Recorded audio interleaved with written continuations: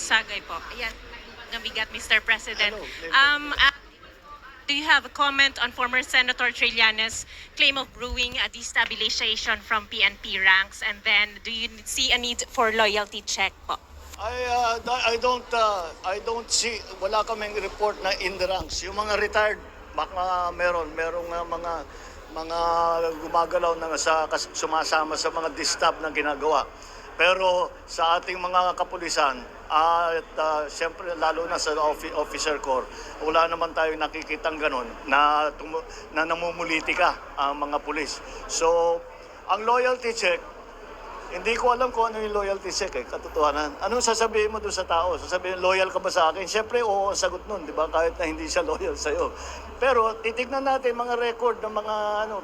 Ang ano ko naman, kahit hindi mo ako binoto, okay lang sa akin. Basta't maging professional ka, gawin mo yung trabaho mo ng tama. Yun lang naman ang hinihiling ko sa lahat ng pulis, sa lahat ng armed forces.